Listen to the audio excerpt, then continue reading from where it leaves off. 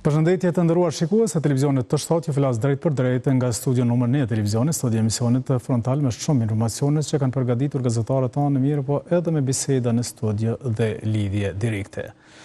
Albin Kurti, kryeministri i detyrës Republikës së Kosovës, sot ka zhvilluar një aktivitet në cilësinë e kryeministrit, një aktivitet në komunën e Vushtrisë, mirë por nuk e ka njoftuar fare kryetarin e kësaj komunës për ta përëruar një projekt që është një projekt i përbashkët mes qeverisë së Kosovës dhe komunës së Vushtrisë. Kjo siç duket e ka irrituar paksa kryetarin e komunës Ferit Idrizi, me të cilin pas pak do kemi një lidhje direkte për të kuptuar rëndësinë e këtij projekti, mirë po edhe arsyen sepse ai nuk është njoftuar nga kryeministri për këtë vizitë në komunën që ai udhëheq.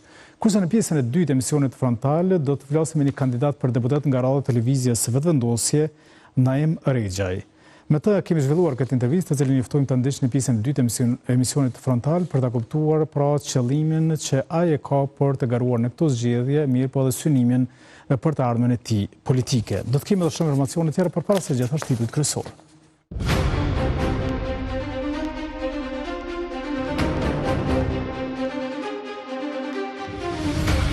Në prag të Kurban Bayramit bëhet thirrje për garë politike pa përqare, një ditë pas feste partitë nisën fushatën zgjedhore.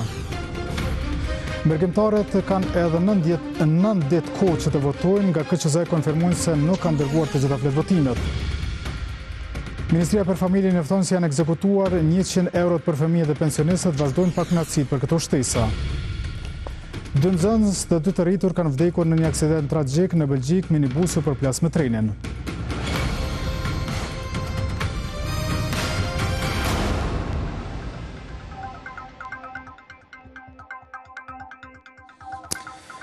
Emisionin frontal për sot e nisim me përgatitjen për procesin zgjedhor, i cili pritet të mbahet më 7 qershor. Diaspora ka nisur tashmë të votojë, mirë po KQZ ka menduar edhe për ata persona të cilët janë mbi moshën 80 vjeçare dhe duan të votojnë. Për këtë arsye, KQZ ka marrë vendim që të mundsojë votuesve mbi moshën 80 vjeçare që të regjistrohen përmes platformës elektronike për të votuar përmes ekipit mobil në ditën e zgjedhjeve.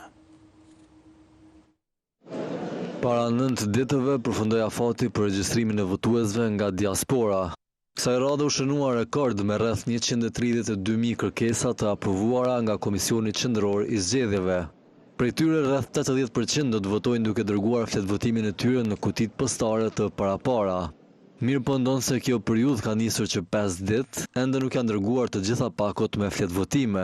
Pra, nga rreth 105.000 votues sa janë të regjistruar për të votuar përmes postës, deri më tani pjesa më e madhe e tyre, mbi 94.000 kanë pranuar pakon individuale, në të cilin gjendet edhe fletvotimi pra për të votuar përmes postës. Pjesa e mbetur e pakove janë në proces sipër do të thotë të shpërndarjes dhe kjo do të përmbyllet gjatë ditëve në vazhdim. Kurdo që pranuan ato, mërgjimtarët kanë afat deri më 6 qershor për ta ushtruar këtë të drejtë që gëzojnë.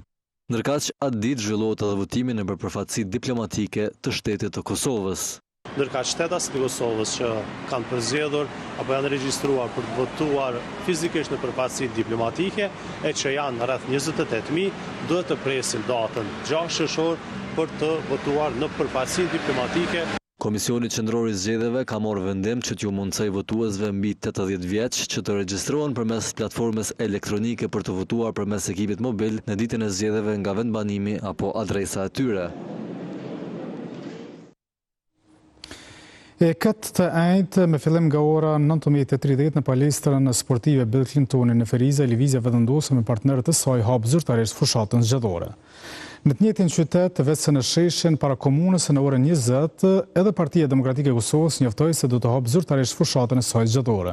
Ndërkaq po të njëjtën ditë pra, në sallën 1 Tetorin e Prishtinë nga ora 18, Lidhja Demokratike e Kosovës hap fushatën të prezanton kandidatët për deputet. Alianca për Armërinë e Kosovës ka njoftuar se do të hapin fushatën zgjedhore në Gjakov të njëjtën në orën 19:45 tek platoja e parkut të qytetit.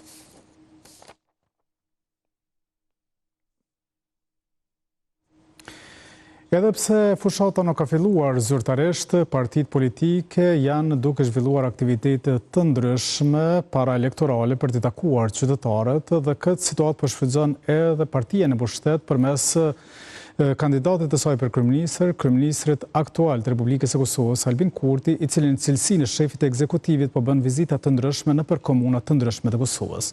Sot ka qenë në komunën e Vushtrisë për ta përëruar fillimin e një projekti atje në këtë komunë, mirë po nuk e ka njoftuar pra kryetarin e kësaj komune, zotin Ferit Idrizi. Në lidhje direkte e kam zotin Ferit Idrizi. Përshëndetje kryetarë.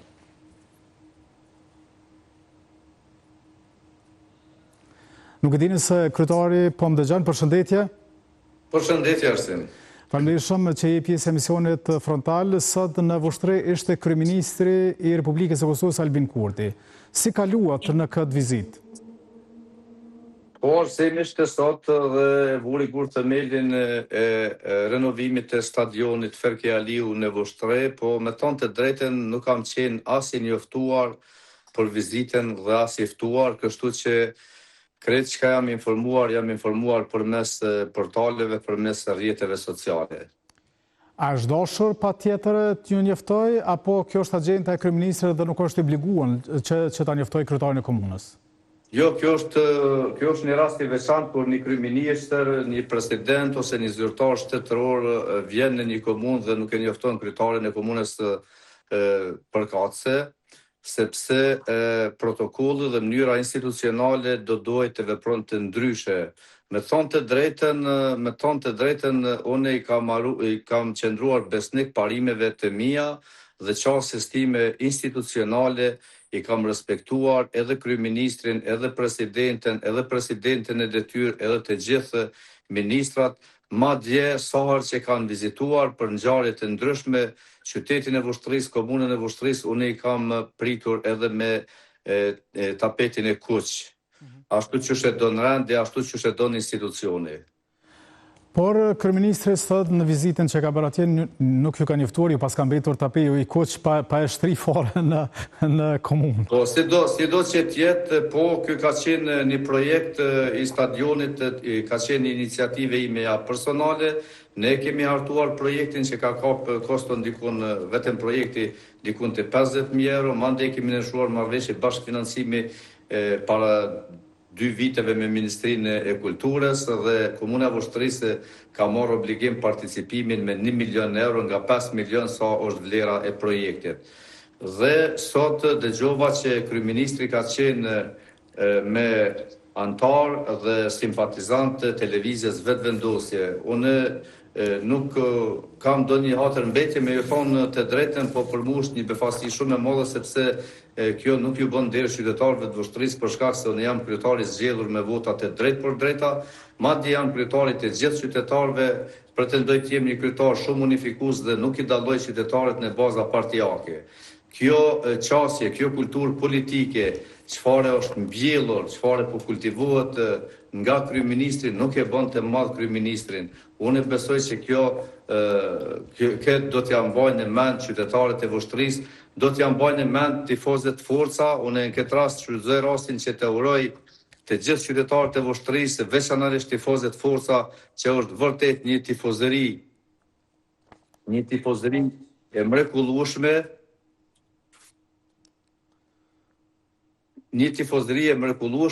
dhe ju kemi gëzuar kësaj fitore që e kemi prit që 6 vite këtë fitore për me hyje Vushtria në Super League dhe me marrë kupen. Ka qenë një gëzim i madh dhe për mu shumë në rëndësi që ai stadion të ndërtohet ashtu qysh e kemi bë projektin dhe mos të mbetet qysh kanë mbetë edhe shumë projekte të cilat i ka filluar qeveria dhe nuk i ka përmbyllur, siç është rruga nga rrethit e Mona deri në daljet Vushtrisë, mandej rruga nga Bukushi deri në Glavoten, mandej rruga që çon për Dërnisë. Gjitha këto projekte vetëm janë filluar dhe janë të pa përmbyllura.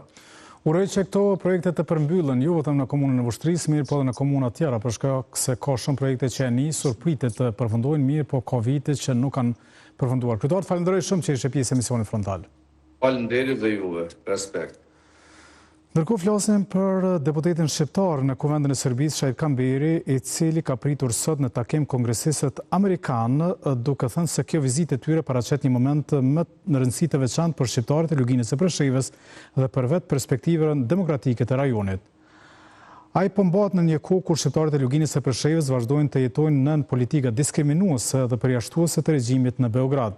Për vite me radhë, pushteti i Serbisë ka ndërtuar një qasje sistematike të marginalizimit ndaj shqiptarëve në Preshevë, Buenos dhe Medvegjë, pasi vizimi administrativ të adresave për të zvogëluar artificialisht praninë shqiptare, përjashtim nga institucionet shtetërore, diskriminim ekonomik, mos zhvillim të qëllimshëm dhe mohim të drejtave elementare kombëtare e gjysore si të drejta individuale, ka shkruar Kamberi.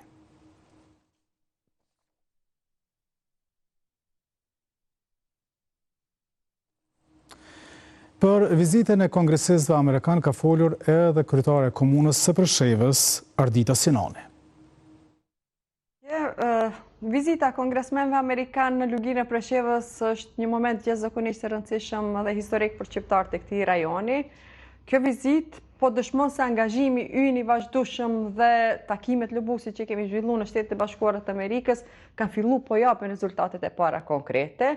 Edhe fakti që dy kongresmen amerikan sot kanë ardhur për të parë nga afër realitetin terren, pozitën e pavolitshme dhe diskriminuese të shqiptarëve të Luginës së Preshevës, kjo normal që e ka një domethënie të veçantë jashtëzakonisht shumë të rëndësishme për ne. E gjatë takimeve ne kemi diskutuar hapur edhe për problemet kryesore me të cilat po përballen shqiptarët të Luginës, si diskriminimi institucional, pasivizimi i adresave apo mosnjohja e diplomave të Republikës Kosovës, shkalla e lartë e papunësisë, për ngulja e trimëve, mosbatimi i marrëveshjeve të arritura, por edhe bllokimi i mjeteve të fondit të Republikës Kosovës nga ana e Serbisë për mbështetjen e shqiptarëve që po jepen këtë rajon. Po ashtu edhe kemi ngritur edhe shqetësimet lidhur me paralajmërimet për shërbimin e detyrueshëm ushtarak. Përshtypja jonë nga ky takim është jashtëzakonisht pozitiv, ku kongresmenët kanë treguar interesim të madh, kanë kërkuar detaje konkrete për shumë çështje që i prekëm gjatë diskutimeve. Kjo na jep shpresë se zëri shqiptarëve të Luginës po dëgjohet edhe më shumë në qendrën vendimarrëse ndërkombëtare përtej Atlantikut. Edhe jam mirënjohëse ndaj shtetit dhe popullit amerikan për mbështetjen e vazhdueshme ndaj shqiptarëve, e gjithsesi ndaj neve. Një falënderim kam edhe për lobin shqiptar-amerikan, i cili ka dhënë kontribut të madh që çështja e Luginës të jetë pjesë e agjendës së SHBA-s. Por një falënderim edhe për qeverinë e Republikës Kosovës, për mbështetjen, mundësimin e vizitave tona në Amerikë, se dhe të gjithë përfaqësuesit politik shqiptar nga Lugina, të cilët pavarësisht bindjeve po bashkohen kur është në pyetje interesi kombëtar dhe po paraqesim realisht gjendjen e shqiptarëve karshi Serbisë. Domethënë karshi Serbisë të gjithë jemi bashkë. Lugina e Preshevës ka rëndësi jo vetëm për shqiptarët, por edhe në aspektin strategjik rajonal. Duke qenë nyje e rëndësishme korridori 10 dhe në lidhjet kryesore infrastrukturore të Ballkanit, stabiliteti, barazia, zhvillimi i këtij rajoni janë në interes të gjithë rajonit dhe partnerëve tanë ndërkombëtar. Faleminderit. Ndërkohë flasim për një festë të rëndësishme fetare, pra festa e Kurban Bajramit, e cila nis herët të nesër në mëngjes me faljen e namazit e Bajramit. Mirë, po kjo festë fetare realisht ndodh kur në Kosovë është duke u zhvilluar edhe aktiviteti paraelektoral. Për këtë arsye, Miftiu i Kosovës Naim Tërnava ka kërkuar nga partitë politike që të zhvillojnë fushat me dinitet dhe maturi për zgjedhjet e 7 qershorit. Si para çdo feste islame doli për një adresim kushtuar qytetarëve e besimtarëve. Një ditë para Kurban Bajramit, Miftiu i Kosovës Naim Tërnava uroi muslimanët duke bërë thirrje për dashuri, unitet dhe solidaritet. Kjo festë bart në vete edhe simbolikën e Kurbanit, një akt i lartë, bindjeje, sakrifice dhe afërsie me Zotin e Madhrishëm. Kurbani na kujton se njeriu fiton vlerë kur di të ndajë nga vetja për të tjerët, kur ndihmon nevojtarin, kur afron zemrat dhe forcon solidaritetin mes njerëzve. Në mesazhin e tij para festës u theksua nevoja për ruajtjen e traditave shqiptare. Sot më shumë se kurrë kemi nevojë të ruajmë traditat tona më të mira, të forcojmë familjen si themel të shoqërisë dhe të kultivojmë respektin, dashurinë dhe kujdesin për njëri tjetrin. Bajrami është festë që bashkon gjenerata, hap dyert e zemrës dhe rikthen vlerat e mirësisë, faljes dhe mirëkuptimit. Përveç festës, Tërnava foli pak edhe për zgjedhjet parlamentare që presin Kosovën me 7 qershor. Nga Bashkësia Islame Meftiu kërkoi nga partitë politike që të zhvillojnë fushat me dinjitet dhe maturi. Ju bëj thirrje të gjitha forcave politike në vend që fushatën ta zhvillojnë me dinjitet, maturi dhe respekt. Larg gjuhës së urrëties dhe përçarjes. Le të garohet me ide, vizion dhe përgjegjësi ndaj dheut, sepse sovrani është qytetari dhe vullneti i tij duhet të respektohet mbi çdo interes politik. Pavarësisht rezultatit, Kosova ka nevojë për unitet. Kurban Bajrami do të falet të mërkurën në orën 5:40 në të gjitha xhamitë e Kosovës. Me afrimin e kësaj feste, besimtarët musliman kanë nisur aktivitetet dhe përgatitjet për kryerjen e ritualit të thirrjes së kurbanit, çmimit të cilit është rritur. Të mërkurën, besimtarët e fesë islame shënojnë Bajramin. E një ndër ritualet e kësaj feste është thirrja e kurbanit. Por, sa ka ndryshuar çmimi i tyre ndër vite sipas Islamic Relief Kosova? Vitin e kaluar ka qenë 180 euro. Kurbani këtë vit është ngrit për 20 euro çmimi i kurbanit. Mirë po këtë vit kemi bërë përjashtim, kemi ofruar mundësi për njerëz që dëshirojnë me realizu si aktivitet fetor, si ibadet që është kurbani, edhe për jashtë vendit, shkaku që Islamic Relief është organizatë ndërkombëtare dhe ka rrjetin e saj edhe në vendet e varfëra të Afrikës. Kjo organizatë angazhohet që në këtë ditë feste të gjithë besimtarët të shijojnë pak nga kurbani. Me siguru kofsht, me bë thirrjen e tyre, shpërndarjen e tyre tek nevojtarë, tek familjet tona me fëmijët tim, por njëkohësisht edhe donatorëve ua kemi mundësu që ata prej pagesës tyne që e bojnë kanë mundësi me marrë një pjesë të mishit kurbanit të tyre, që është dikon 6-7 kg mish, dhe shijojnë edhe kurbanin e tyre, njëkohësisht edhe ndihmojnë këto familje në nevojë. Jo vetëm në festën e Bajramit, kjo organizatë kujdeset për mirëqenien e mbi 1000 familjeve në Kosovë, duke përgatitur raporte për gjendjen e tyre ekonomike e shëndetësore. Një ditë para Bajramit janë ekzekutuar shtesat prej 100 euro për fëmijët dhe pensionistët. Kështu ka bërë të ditur Ministria për Punë, Familje dhe Vlerat e Luftës Lirëmtare. Ministria për Punë, Familje dhe Vlerat e Luftës njofton se është ekzekutuar mbështetja e njëhershme për fëmijët në vlerë prej 100 euro, thuhet në njoftim.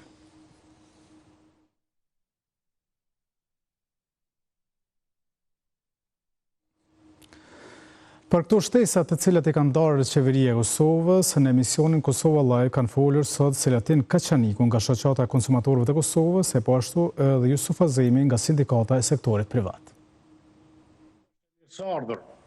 Mirë po, ndihma krijon varfëri. Ndihma është një lloj droge e cila të kënaq për momentin, por pastaj krijon varfëri dhe ti gjithmonë do të kesh nevojë për ndihmë, për infuzione, po kur nuk do të jesh i mjaftuar.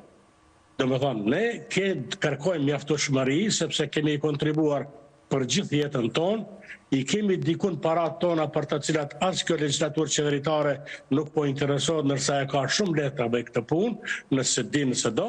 Për pagën e 13 qeveria e Kosovës për punëtorët e sektorit publik ndau 70 milion euro. Dhe për punëtorët e sektorit privat Kosovës jeni të bindur që në kjo në formën çysh e ka bë nuk do të kushtoj as 10 milion euro.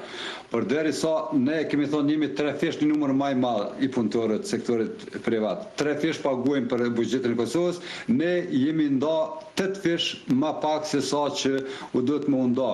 Ç'a mund të themi për një pagë prej 100 euro, po themi ndoshta ka me kriju, po themi huti përçari, por do të dalë edhe diçka në sipërfaqe ajo që kemi thonë ne që punëtorët i kemi jashtëzakonisht pa kontrata dhe pa mbështetje edhe të mëhershme, kështu që kanjere kur thuhet shoqëri Qiraki dekë u pam dhe ju tani do ta shihni se sa kemi punëtorët pa kontrata pune dhe pa sigurum. Emisionin frontale vazhdojmë me informacione të tjera. Instituti Kosovës për Drejtësi ka vlerësuar se zbatimi i strategjisë për sundimin e ligjit ka mbetur larg objektivat të parapara, duke theksuar mungesën e progresit, koordinimit dhe planifikimit në reforma në drejtësi.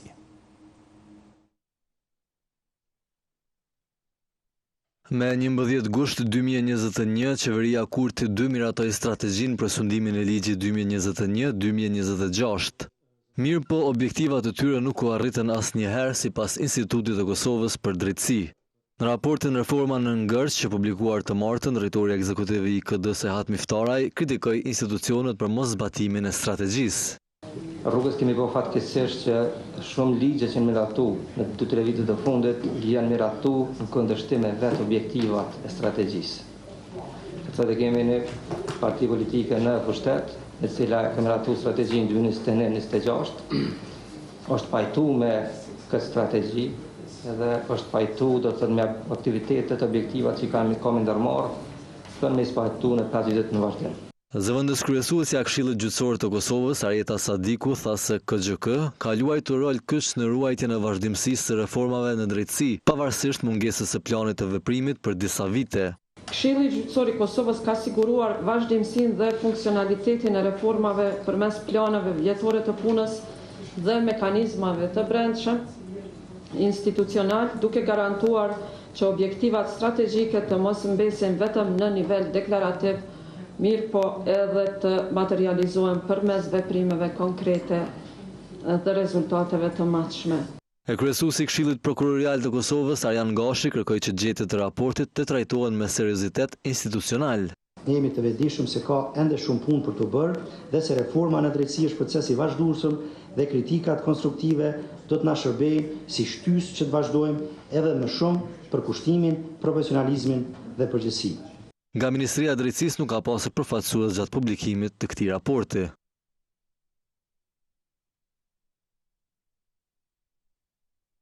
Flasim tash për rregulloren për rekrutimin e shërbësve civil, për çka është problematike. Sazan Ibrahimi nga Asociacioni i Komunave të Kosovës dhe për këtë arsye ka paralajmëruar se komunat mund të drejtohen gjykatës kushtetuese. Pika e 6, ku aty thuhet se procedurat e rekrutimit për shërbimin civil zhvillohen nga Departamenti për Menaxhimin e Zyrtarëve Publik në kuadër të Ministrisë së Punëve të Brendshme.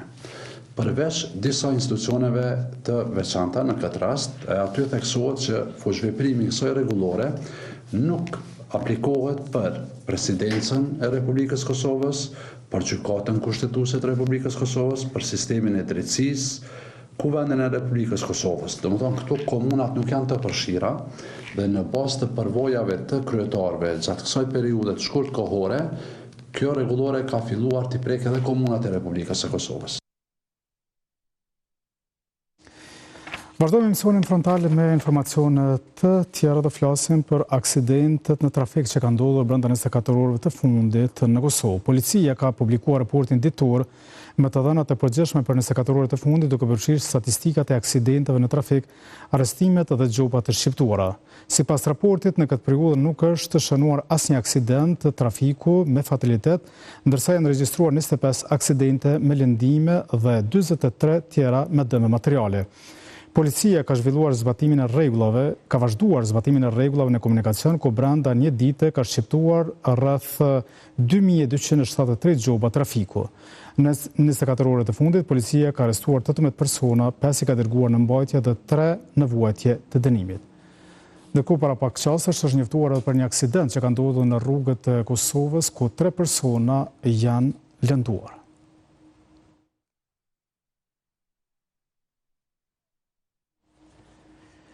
Kurse në Belgjik 2 nxënës shkollë dhe 1 i rritur kanë humbur jetën në një përplasje midis një treni dhe një minibusit të shkollës në këtë shtet. Ministri belg i shëndetësisë ka konfirmuar këtë lajm. Autobusi mbante 7 fëmijë, një shofer dhe një shoqëruese në kohën e përplasjes. Zëdhënësia e Policisë Federale tha se përplasja ndodhi pak pas orës 8, sipas orës lokale, derisa shtoi se personat në tren nuk kishin pasur lëndime. Megjithatë, një person po trajtohet për shkak të tronditjes, ka shkruar BBC.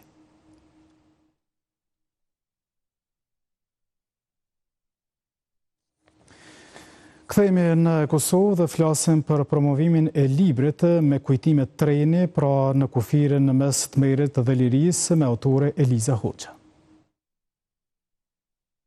Rrëfime nga lufta zon vend në faqet e këtij libri.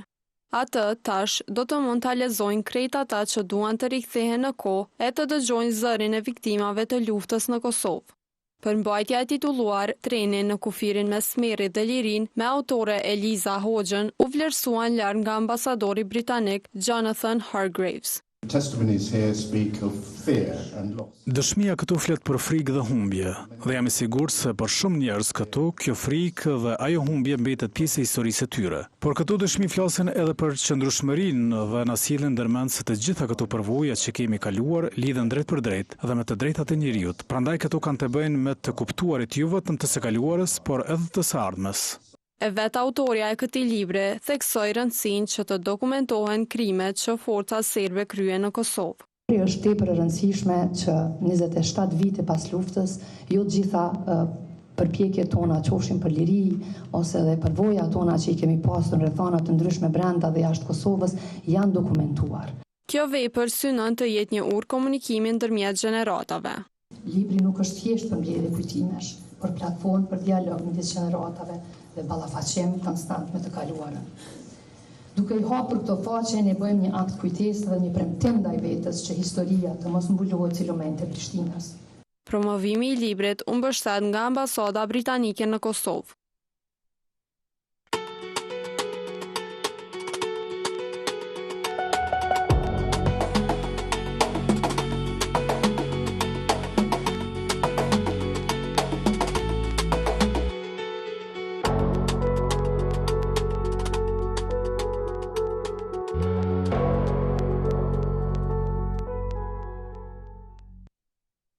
Kthehemi në studion e emisionit Frontale për të nisur bisedën me kandidatin për deputet nga radha televizjes vetëvendosje, zotin Naim Rexhaj. Doktor Rexhaj, mirë se erdha. Mirë se ju gjej. Faleminderit shumë që je pjesë e emisionit Frontale. Faleminderit juve për ftesën. U merr keq që dje nuk arret të jeni në emision, kështu që ju ftova sot. Kërkoj folje. Dhe të ftesa ishte pak me vonesë, edhe për shkak të obligimeve të cilat obligimeve që detajve që kemi, isha në vlugun e punëve, isha me disa kolegë prej Hendikosit, që dhe kam krah djallë që dhe po mbështesin në kauzën, timet që dhe ne kom unë si deputet i ardhshëm i Parlamentit Kosovës, në vete shumë keq me Ilona ashtu. Ishte e kuptueshme, po kështu që nështë më mirë që s'ka folje edhe një herë. Nështë më mirë që s'ka ardhur dje që së djem bashkë në të dytë, falenderoj edhe një herë. Faleminderit shumë për këtë. Nota e Bajramit, nesër Bajram, besoj që nesër do të keni pushim apo do të keni aktivitete? Do të kemi edhe pushim edhe aktivitete. Do të kombinojmë vizitat në për familjar, në për miq, në për shok, në për dashamirë, dhe besoj që ka pak edhe do të japim një farë aktiviteti kështu promovues. Është, siç mund ta shohni të shikuesit, pra është e veçantë kandidatura juaj, më herët ka qenë një deputet i Kuvendit të Kosovës në Karrocë që ka qenë deputet. Në këtë garë ishin dy kandidat, pra njëri që ishte dje mysafir, sot jeni ju. Ndoshta më pyet nëse nuk i vjen keq edhe për gjendjen. Jo, absolut. Unë jam diagnostifikuar me paralizën e fëmijëve poliomielitit, e cila njihet në jargonin mjekësor, që është moshën 2 vjeçare. Po, dhe të vi nga një fshat i komunës Shtimës, kam lindur në fshatin Petrov, i cila është një 4-5 kilometra në periferit komunës Shtimës, edhe në momentin që prindët e me e kanë kuptu familja ime që unë nga ato momente jeta ime do të jetë e lidhur për Karrocën, kam vendosur se kanë ndru vendbanimin me qëllimin që me ofru afër shkollës, me ofru afër ambulancës, ka qenë rruga e papërshtatshme aso kohë, është konsideruar si vend malor, edhe prindët e me janë detyruar, kanë bërë një sakrificë, edhe janë vendosur kanë në një fshat afër Shtimës, momentalisht jetojnë në fshatin Davidovc. Por nuk ka qenë fillimisht as për prindërit, me pas as për juve, pra pengesë, gjendja dhe kjo paralizë që ju e keni qenë nga mosha 2 vjeçare për me ecë përpara, për mos më nal, siç edhe nuk po nal as sot. Asnjëherë. Do thotë, unë nuk kam ndërzuar asnjëherë në jetën time. Do thotë, kam vazhdu shkollën, fillore në fshatin Davidov deri në klasën e 4, pe klasës 4 deri në klasën e 8 i kam vazhdu në Shtime, dikon shkollën e kemi pas afërsisht 4 kilometra larg. Edhe baba jam 4 vite radhazi me kerr me koli, më ka dërguar në shkollë. 4 vjet. Do thotë, në ora 8 mëngjes më ka qenë në shkollë, u kujdes deri në tavolinë, deri te banka e shkollës, edhe ka marrë në ora 12 ja. Kjo është baba jam, kjo është forca jeme, që është shkaktore që unë sot jam këto. Edhe përsëri në ora 12, ka ardhur ka marrë në shkollë, edhe më ka pëqu të shtëpia. Dhe që kam qenë edhe një lloj lideri i klasës, se për shkak kena udhëtuar nga Davidovci në shtime, edhe gjithë klasa paralelja jeme kanë udhëtuar me babën time, me Kirën, me Koli. Diqysh ka qenë shumë inspiruese, shumë motivuese për mua dhe mbështetje e pakrahasueshme. Në fal këtij motive, kësaj mbështetje që ju keni pas që në Vogëli, sot jeni këtu ku jeni. Pra, e lexova biografinë që ma dërgove, domethënë njëri kompleksohet kur e lexon këtë biografi tonë, gjithë ato arritje, gjithë ato gjithaj shkollim, gjithaj punësim, gjithë çka tjetër. E gjitha kjo fol mbështetjes të familjes teme, cilës unë jam falenderues të jetën, se pa mbështetjen e familjes unë sot nuk të disha këto. Në atë kohra, po mbështetja kryesore ka qenë baba. Baba ka qenë mbështetja kryesore. Në kohën do të po flas para luftës. Po. Në rrethona shumë të vështira. Rrethona shumë të vështira, për me arrit një person me aftësi të kufizune, paktën me dalë në skenë, me u socializu, me ndjek shkollimin, është dashur me pos mbështetje 100% familjes, edhe me qenë konsistent qëndrimet e vetë. A ka qenë vështirë, sepse po flasëm për një periudhë ma të hershme, shoqënia niveli shoqëror nuk ka qenë ai që është tash. A ka qenë vështirë për ty me sfidu gjitha ato, ndoshta edhe para gjykimit, gjitha ato? Nuk ka qenë e lehtë. Ta them vërtetën Arsim, nuk ka qenë as pak e lehtë. Do të thonë jam ballafaquar me situata ndryshme, do të thotë duke filluar prej shëndetit, do të thonë, prej barrierave, prej kushteve ekonomike, gjitha këto do të thonë nuk ka qenë hiç e lehtë. Mirë po, që nga vitet e mia të vogla, kur unë kam qenë i vogël, kam qenë konsistent qëndrimet e mia, e kam ditë qatë çka po du, e kam pas mbështetjen e familjes edhe të prindërve të mi, e kryesisht babës, edhe sot jam këtu ku jam. Hiç nuk ka qenë e lehtë për me ardhur deri këtu ku jam sot. Dhe besoj ke bëu krenar babën.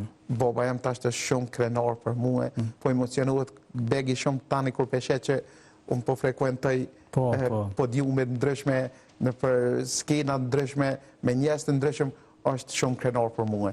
Edhe unë e kam pas imperativ të jetës që me shpërbly mundin e tina, edhe me bëu krenar dhe besoj që ka me bëu krenar të jetën. Po e ke bëu realisht, e ke bëu krenar dhe ke shpërbly. Unë thash kur lexova biografinë tonë, gjithë ato arritje që i kishe bëu edhe në aspektin edukativ, shkollim, po ashtu dhe punësime. Po du me cik edhe një detaj, asim para se me vazhduën, në vitin 95 e kom përfundu shkollën e mesme.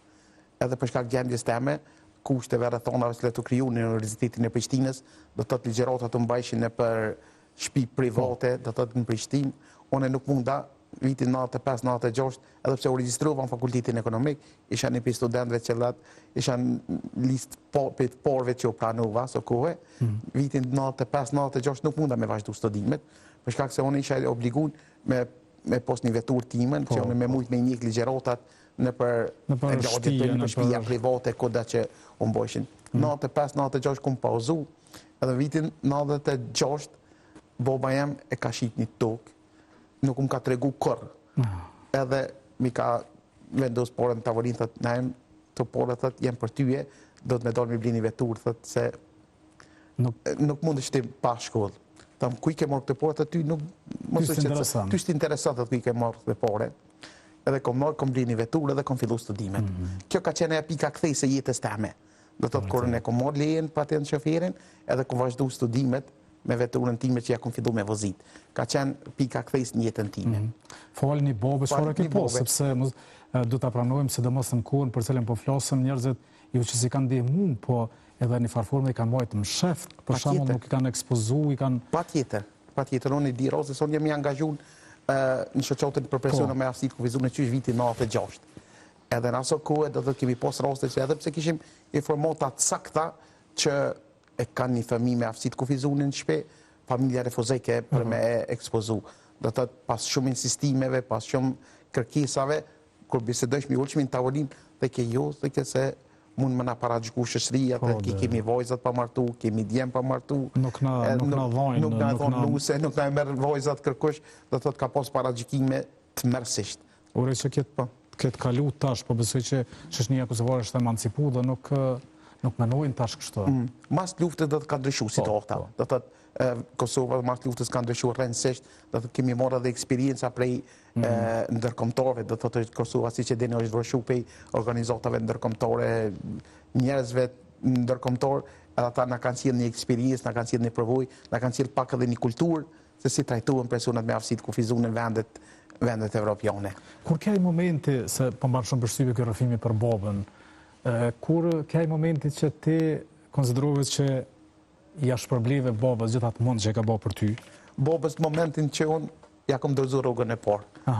Do të thotë mas luftës kam filluar me punu si përkthyes për organizata ndërkombëtare, fillimisht me policinë e UNMIK-ut, pastaj me OSBE-n, pastaj kam punuar për Institutin Nacional Demokratik Amerikan, edhe momentin kur kam vendosur në tavolinë pagën e parë, kam thonë po na shpërblet mundi edhe sakrificat që ne kena bëna me vite, do të ka filluar në çaj, jam shumë i sinqert edhe ka qenë shumë emocionuese.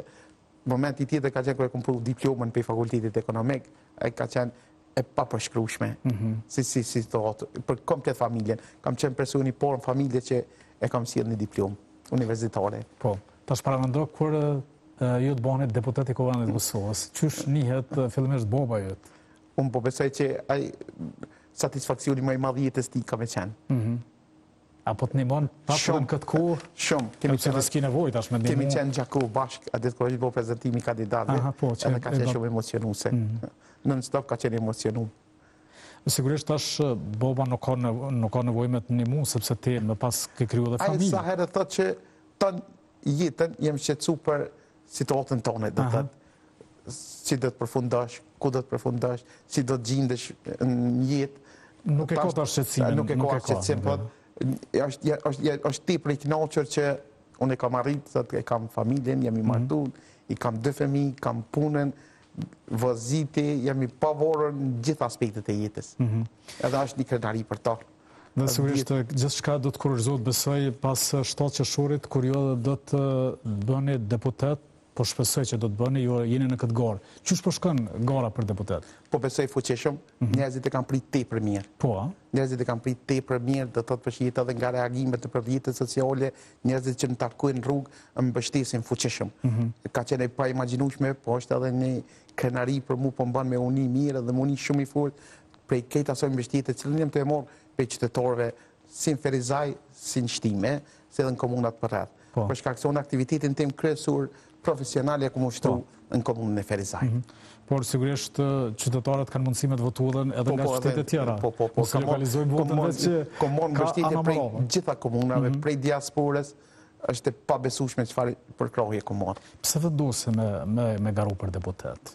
Ti sa në ti ki mirë, dhe ma punë të mirë, zë shka mirë, qa po të vynë më merë me politikë? Ma kam po shumë njerëz këtë pyetje, besom sinqerisht. Mirë po, asnjëherë nuk kemi i plotësuar në vetë vete, do të thotë duke pas parasysh situatat edhe rrethonat në cilën jetojnë personat me aftësi të kufizuara në banë Kosovës. Do të thotë unë e di me çka ballafaqohen ata njerëz, me çfarë paragjykime, me çfarë mungesa, me çfarë kushte, edhe asnjëherë nuk jemi i plotësuar derisa unë të mund me dhënë një kontribut që sa do pak gjendja atyne të përmirësohet. Çfarë pengesash, çfarë të lashësh kanë kjo kategori njerëz? Kjo kategori ballafaqohet me lloj-lloj problemet. Do të thotë fillimisht ballafaqohet me mungesën e infrastrukturës, me mungesë qasja në punësim, qasja në arsim, jeta sociale, do të thotë ballafaqohet me probleme ndryshme.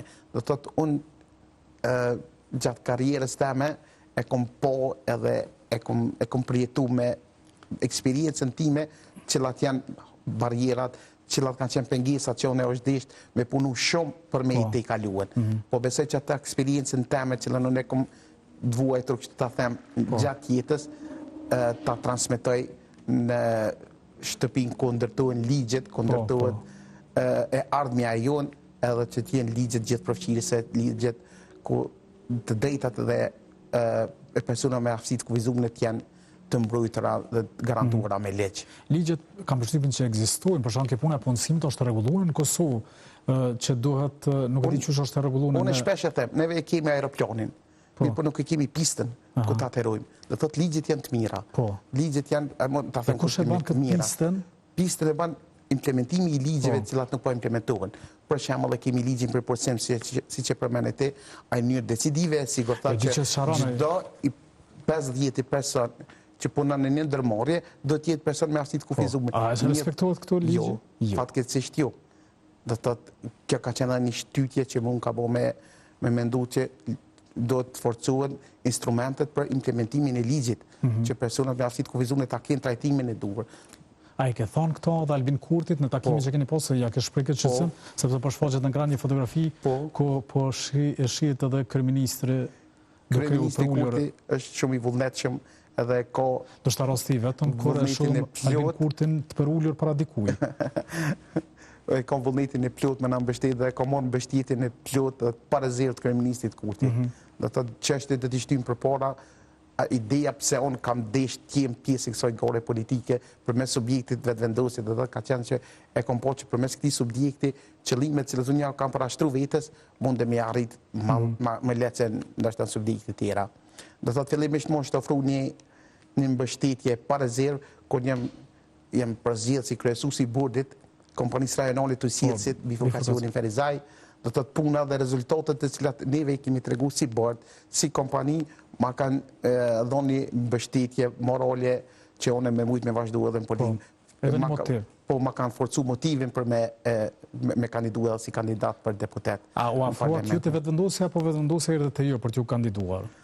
Ta them ka qenë shumë spontane gjatë takimeve cilat i kemi pasur me kryeministin Kurti, me ministrin Rizvanulli, me anëtarët kabinetit, ata më kanë thonë që ti je njëri duhur që mundesh me i shty përpara proceset që kanë të bëjnë me avancimin e drejtave të personave me aftësi të kufizuar.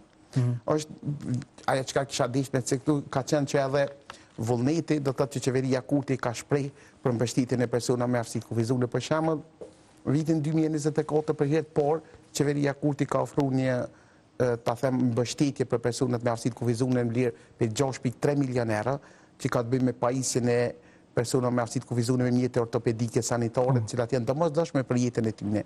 Do të thotë tani personat me aftësi të kufizuar në mënyrë institucionale mund të marrin mjetet ortopedike domosdoshme për vete. Më herët, mas luftës, këtë punë kanë kryer organizatat jo qeveritare, do të thotë, cilat kanë dhënë për krahje, por jo mbështetje institucionale. Neve deri tash kemi thonë që ka kalu faza emergjente, tash duhet që kjo kategori e njerëzve të trajtohet në mënyrë institucionale. Do të thotë të ndihet dura e shtetit. A ka, sepse unë dje patëm këtë bisedë edhe me një kandidat tjetër për deputet Kuvendit të Kosovës, ankohej të kjo qeveri, Albin Kurtit, siç thaj, për shembull, i është ndalë, ju e dini më mirë, punën e shoqëruesit. Tash paga për atë, ose pjesat që merrej për shoqëruesin tash është hik, është largu. Këtu janë vlerësimet komisioneve cilat e bojnë vlerësimin për gjendjen e personit me aftësi të kufizuar. Do thotë, është e krijuar një task force, është krijuar komisioni pranë qendrës klinike universitare të Kosovës që bën vlerësimin e gjendjes fizike të personit se cilës kategori të aftësisë të kufizuar ai mund ta merr.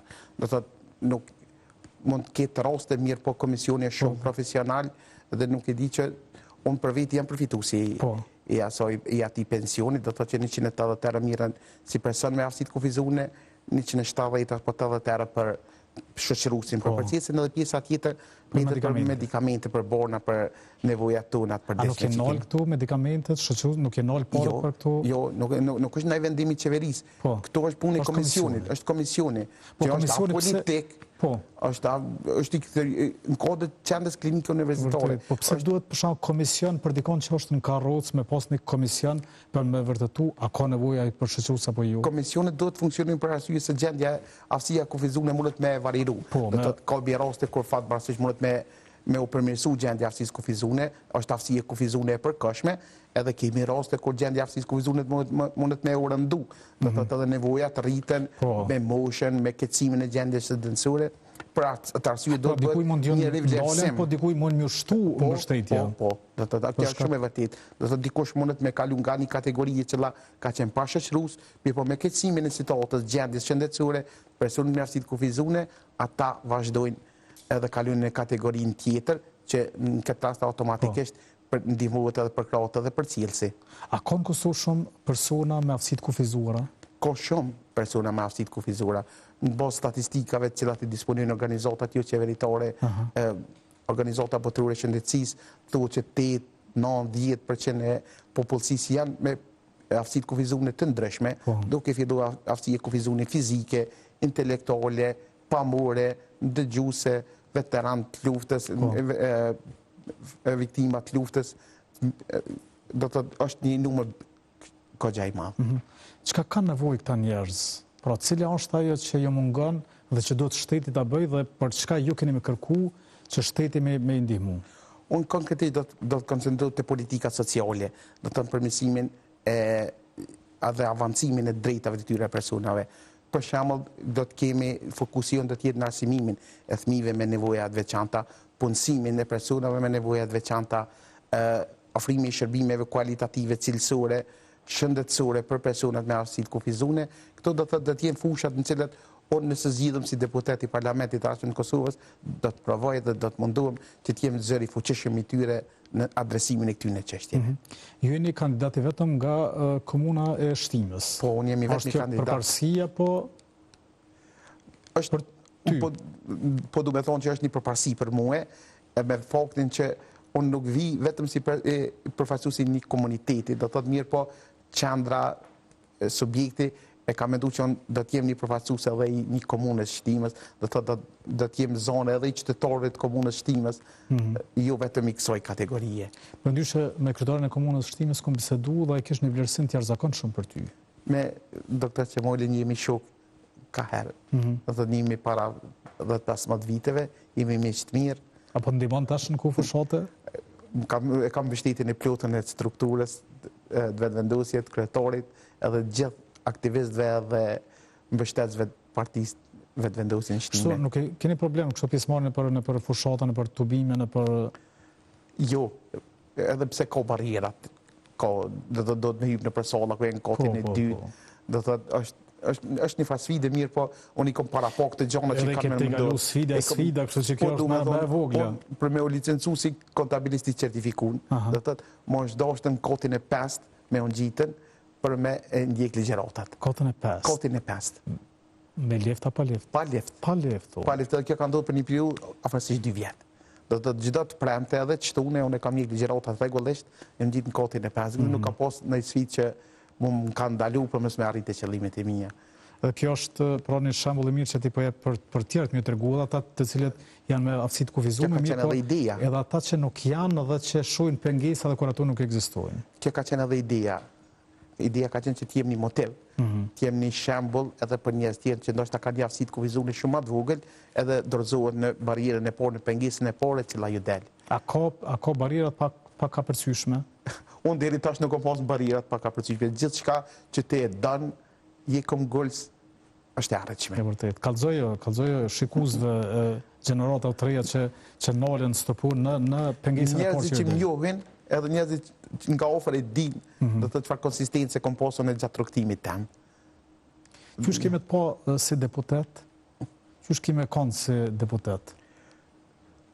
Unë si deputet do t'jem zëri qytetarëve Shtimës, zëri personave me aftësi të kufizuar, edhe do t'jem një deputet i cili do t'jem shumë i zëshëm. Edhe i pa kompromis në realizimin e kauzës për cilën unë kom kandiduar dhe do ta shtyj përpara deri në limite.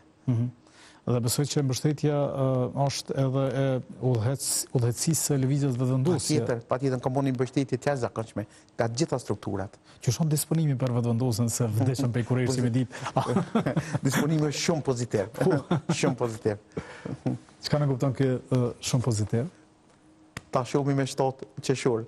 Do të A e kalon dhjetorin apo bjen?